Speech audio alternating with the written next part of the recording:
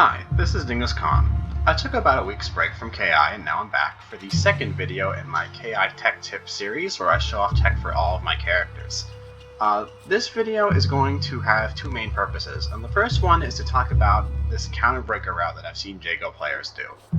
And I've seen it used by actually quite a number of Jago players that I would consider to be relatively good, and I'm kind of confused on why. So let me show off the route now and show you why I'm confused about it.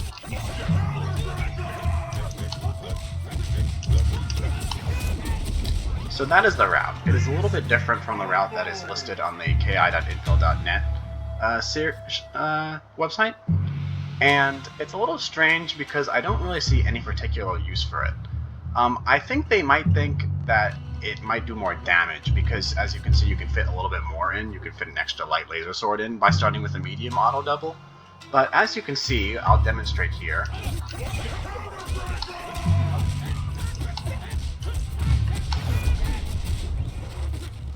It definitely does less damage. It does 2% less damage.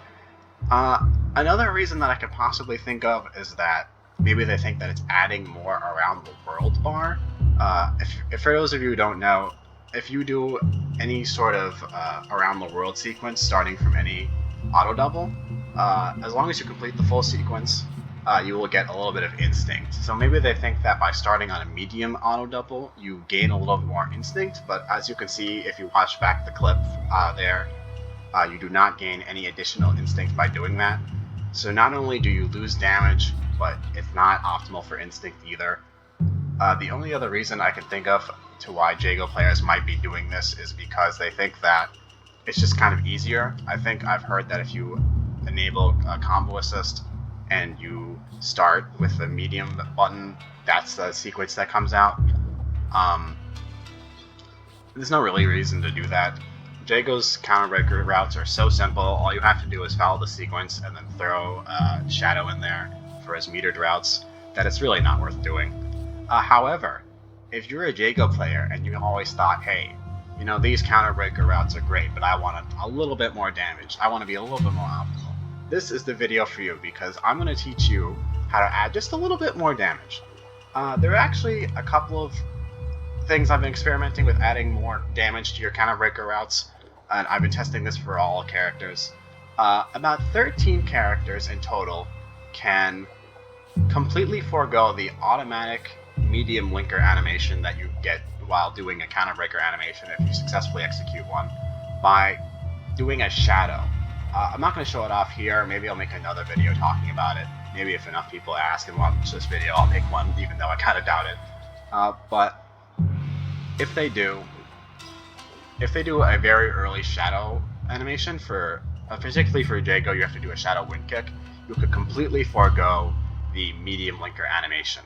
However, for Jago, it doesn't add more damage. There are a couple of characters that adds more damage for, and maybe I'll make a video about that too. But Jago is not one of them.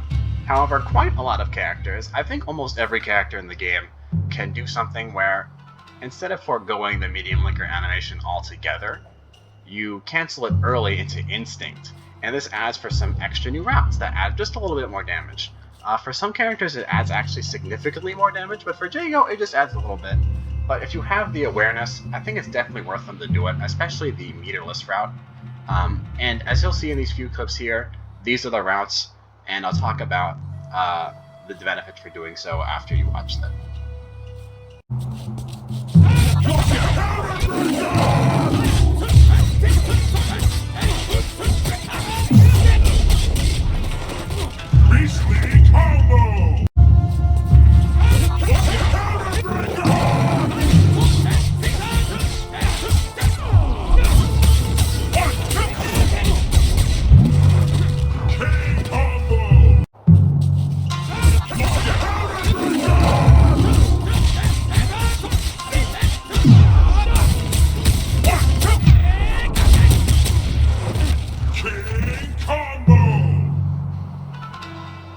And we're back. So those were the counter break routes, and they add about 1% extra damage. You may be skeptical because you might look at these routes and say, oh, okay, well that's great, they add a little bit more damage, but you're wasting instinct time. And I think that's fair. If you want to hold on to as much instinct bar as possible, then go ahead and by all means do the normal route. But I highly advise you to do the meterless route if you have the awareness to pop instinct early and counter that medium linker, because you do 2 around the world sequences. And unlike that other counter break route that doesn't do as much damage and doesn't build as much instinct, you build a little bit extra instinct and you save your timer. And if you look at that clip, by the time I completed that combo, most of the instinct bar was still there because I renewed it twice.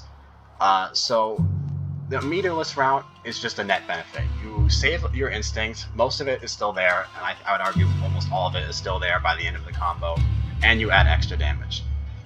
If you just want to save as much instinct as you can and forego the extra 1% for the metered routes, I think that's totally fine. But if you want a way to add a little bit extra damage to your routes and make sure that your opponent is dead, I highly advise doing these, and especially doing the meterless route. So thanks for watching. I know I took a little bit of a break. I didn't think that I would be doing a video so late after I did the first one, but I'm back and I'm gonna try to keep them up, and hopefully you learned something. So I think the next video I'll be doing is about idle, so stay tuned for that. So thank you for watching, and I'll see you later.